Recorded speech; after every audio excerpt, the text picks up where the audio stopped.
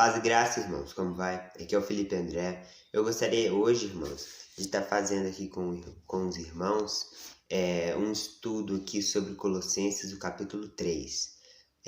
A gente sabe que Colossos era uma cidade, e nessa cidade foi formada ali alguns cristãos, e aí o apóstolo Paulo está mandando uma carta dando instruções para os colossos, né, os colossenses, da cidade de Colosso.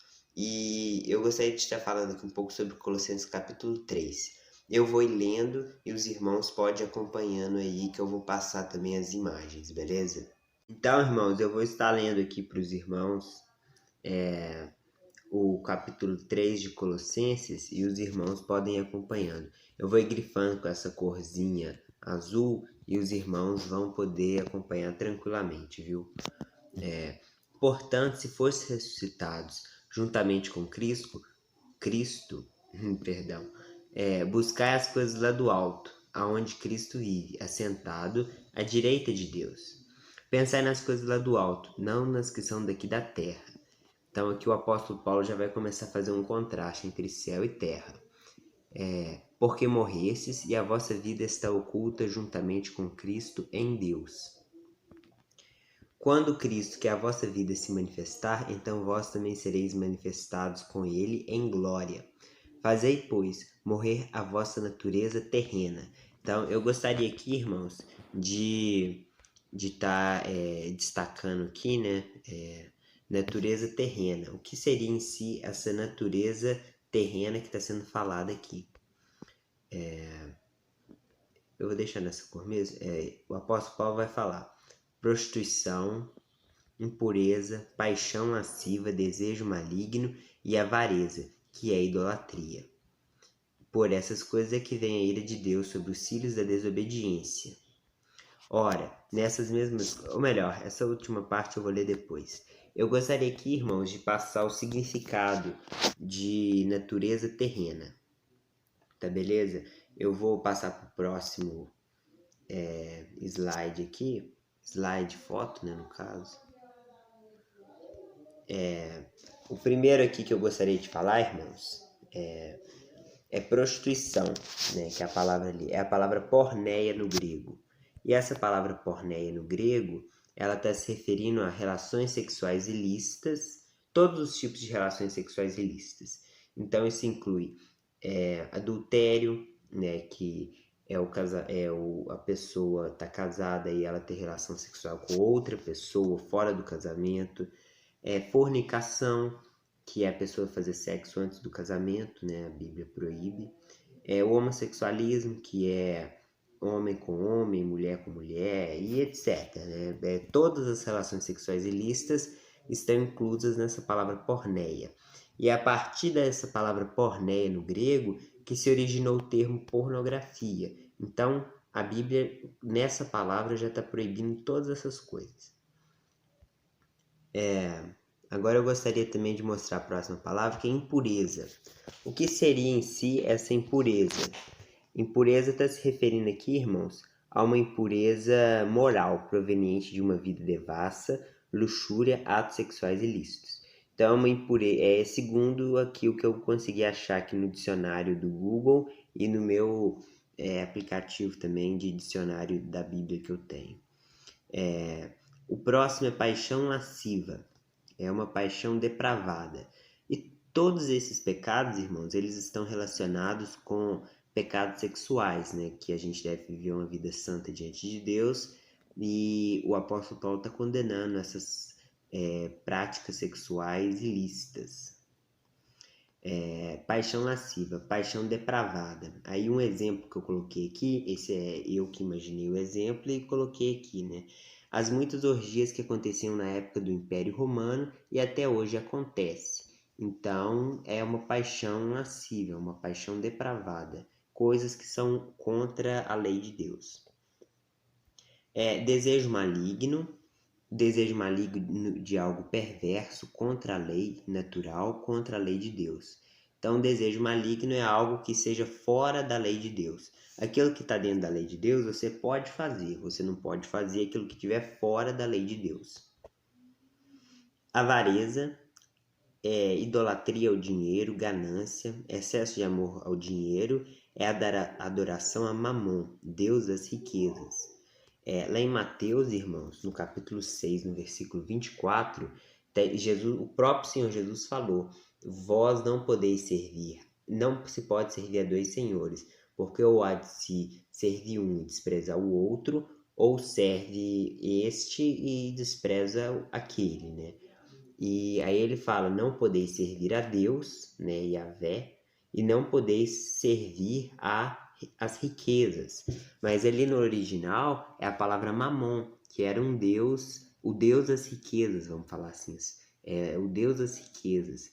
Então, a partir do momento que a pessoa tem muito idolatria ao dinheiro, isso se torna uma adoração ao dinheiro, entendeu? E isso não exclui o fato, né, gente, da gente querer ter dinheiro. É muito bom a gente buscar ter condição financeira, a gente trabalhar, a gente estudar, a gente querer ganhar muito. Isso é bom, muito bom. Ninguém come o vento, né? A gente come pão. Para comprar pão envolve dinheiro. Então é muito bom o dinheiro, mas contanto que não venha a ter uma idolatria ao dinheiro, ganância. Beleza, irmãos? E o apóstolo Paulo está destacando aqui que essa avareza, né, essa avareza aqui em relação ao dinheiro, ela é idolatria, porque idolatria, a gente fala muito, né, da igreja católica, que é idólatra e tal, mas a gente vê aí também que existem cristãos aí que também são idólatras, porque tem um amor ao dinheiro muito grande.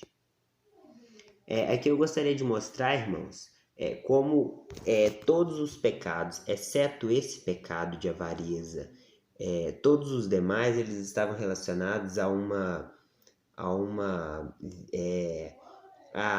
um desvio, vamos falar assim, um desvio da conduta cristã correta, né, em relação ao corpo. Então eram pecados no corpo, pecados relacionados à prostituição, à porneia. Aí ali estava mostrando o que é errado. Então aqui eu vou mostrar o que é o certo. E a partir do momento que a gente entende o que é o certo, a gente sabe que tudo aquilo que não tiver de acordo com o certo é errado, entendeu? Eu vou mostrar aqui o que está na lei de Deus, o que Deus ordenou que fosse. A família tradicional, um pai, uma mãe e vários filhos, né? Ou pode ter um filho só, aí é da pessoa. Isso está em Gênesis 2, verso 25, e está em Colossenses também, no capítulo 3, no mesmo capítulo que a gente acabou de ler, no versículo 18 até o 21, que fala lá as mulheres serem submissas aos próprios maridos, os maridos amar as mulheres, os filhos obedecer os pais não irritar os filhos.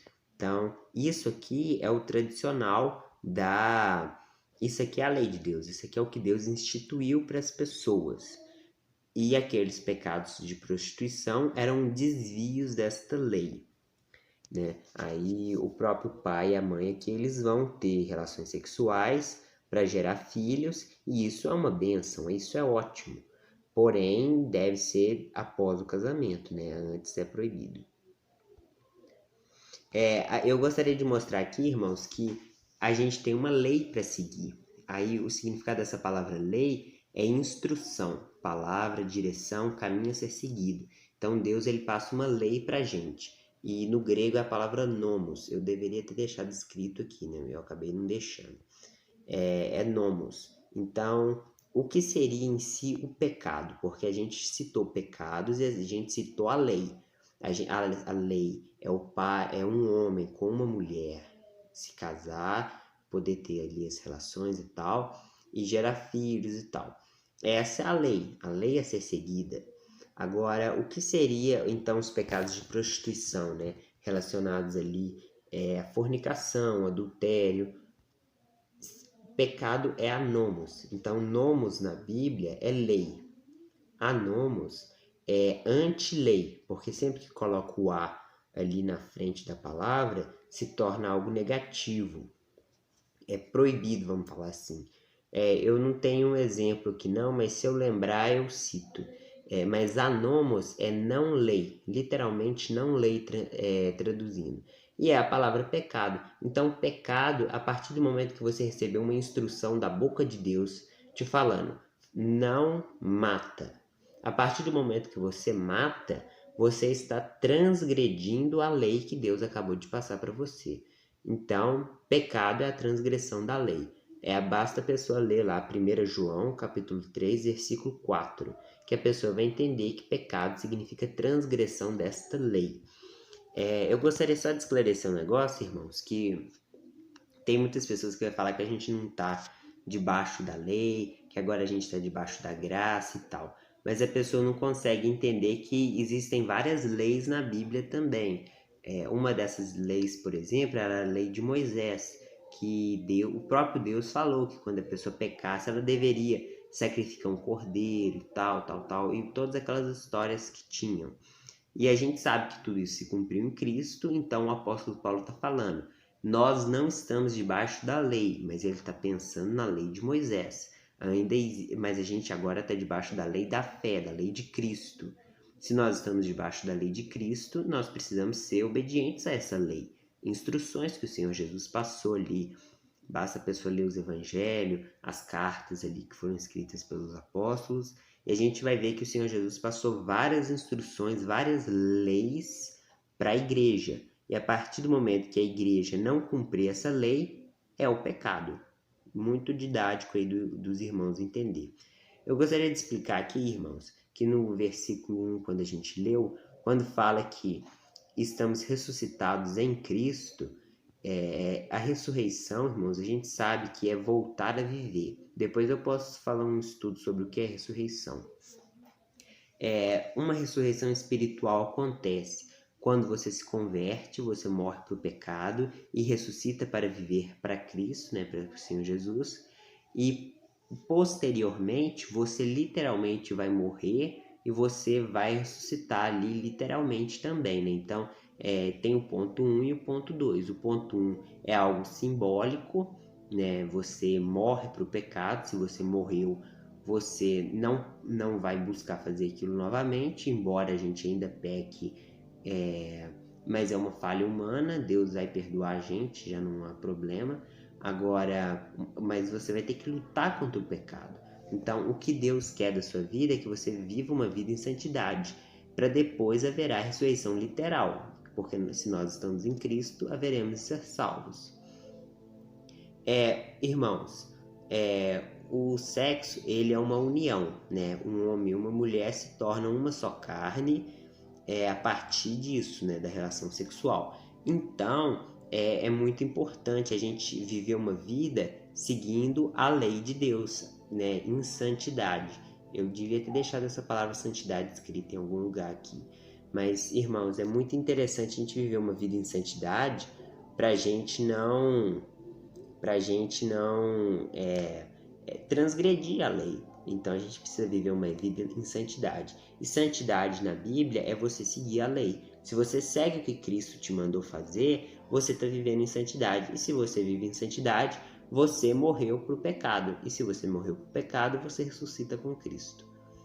Muito fácil de entender. Difícil, talvez, de praticar. Não é difícil, né, irmãos? Leva uma luta, né? A gente precisa lutar, né? E lutas não são fáceis. Irmãos, eu gostaria de falar aqui, irmãos, sobre a santidade. Deus fez o sexo em si para a felicidade do casal. E quando você se une com uma pessoa, você está ligado com ela. Então, se a pessoa fica se entregando à fornicação, ao adultério, a masturbação, apesar que aí são outros níveis de pecado, né, irmãos?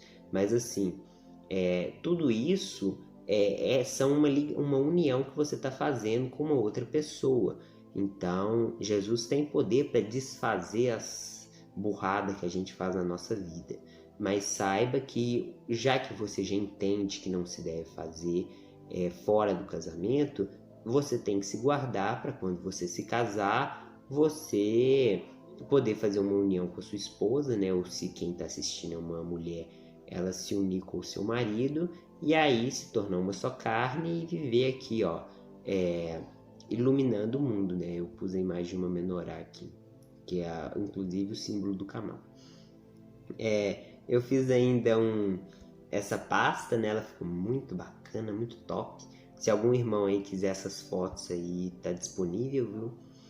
Agora a gente vai voltar a ler aqui Colossenses. Ora, nessas mesmas coisas andastes vós também, nelas no outro tempo, quando vivieis nelas. Então, saiba que se você é um crente, um cristão, você não é que você é uma pessoa perfeita, você já andou nessas coisas.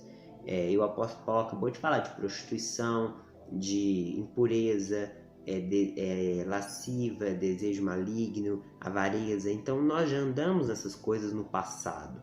Eu, por exemplo, aceitei Jesus com 16 anos, então, lógico que Deus já tinha começado a trabalhar na minha vida uns anos atrás, mas eu realmente aceitei Jesus com 16 anos. Então, acaba que a gente já andou nesses pecados que eu estou repudiando aqui agora, né? Mas assim, agora, quando viveis nela. Agora, porém, olha que interessante o que o apóstolo Paulo está falando. Agora, porém, despojai-vos, irmãos, é a situação de um exército saquear um outro exército. Depois eu posso explicar isso melhor para os irmãos. Despojai-vos, ou seja, destrua, vamos falar assim, igualmente de tudo isto: ira, indignação, maldade, maledicência. Eu poderia dar o significado de cada palavra aqui também. Ira é uma raiva sem motivo, né? Você já viu aquelas pessoas furiosas e tal? Indignação, aquelas pessoas ingratas. Então, está incluindo tudo aqui. Essa maldade, a maledicência, a gente poderia entender, irmãos, que está falando de transgressão da lei, né? Mal na Bíblia significa transgressão da lei. Bem significa obediência à lei. A lei de Cristo, é lógico. E linguagem obscena do vosso falar.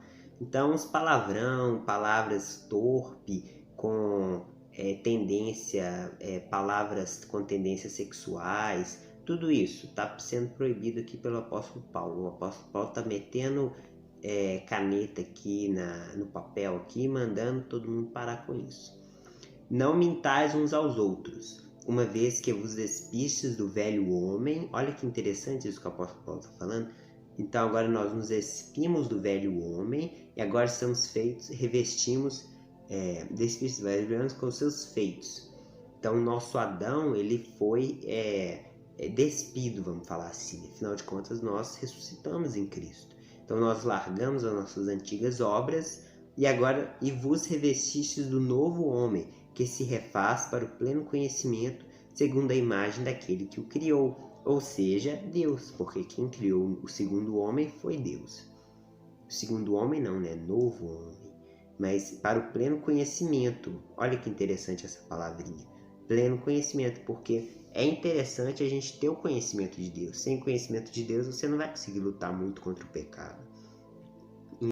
Então, irmãos, eu gostaria de finalizar aqui o estudo aqui falando que quando fala da segunda imagem daquele que o criou, está se referindo a Deus, né? Porque lá em Gênesis o próprio Deus falou que o homem seria feito segundo a sua imagem e semelhança.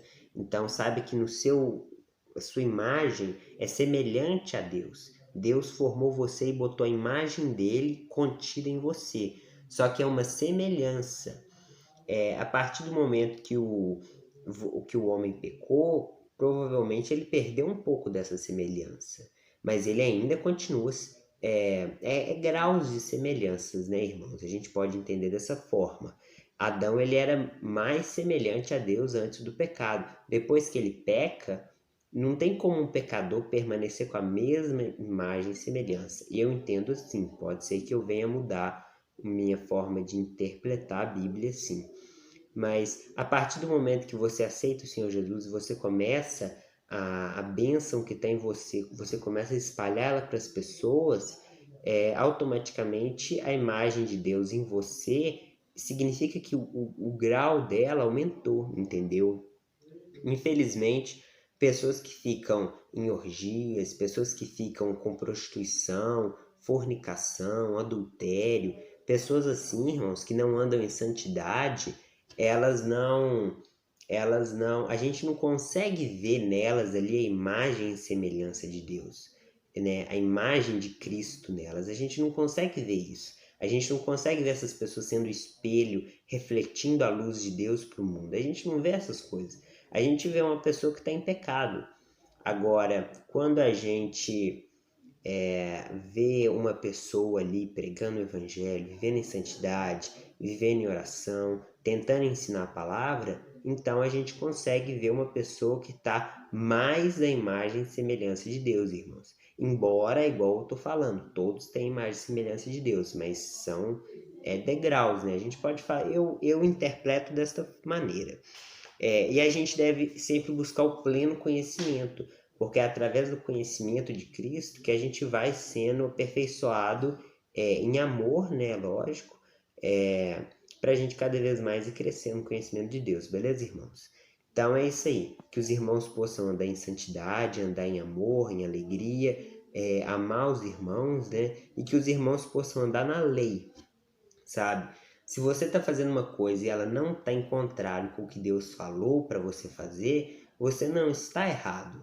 Mas se Deus falou para você ir para a direita e você está indo para a esquerda, ou se Deus falar para você ir para a esquerda e você for para a direita, você está errado, né? Na verdade, a Bíblia fala para a gente não desviar nem para a direita nem para a esquerda. A Bíblia fala para a gente se manter em retidão. E se a gente se desviar para a direita e para a esquerda, a gente está errado. Então, essa retidão está se referindo à lei. A lei manda, faça sim, faça sim. E se a gente segue isso, a gente vai se dar bem. A gente está fazendo o que é certo. Beleza, irmãos? Então, que a graça de Cristo venha estar abençoando a sua vida grandemente. Que o Senhor Jesus possa te abençoar grandemente, possa estar presente na sua vida e que você possa exortar os seus irmãos, né, a permanecer andando em santidade, porque isso é muito importante, beleza? Então fique na paz, Senhor Jesus. Fique na paz, na graça, beleza? Dá o joinha aí, viu? Amém.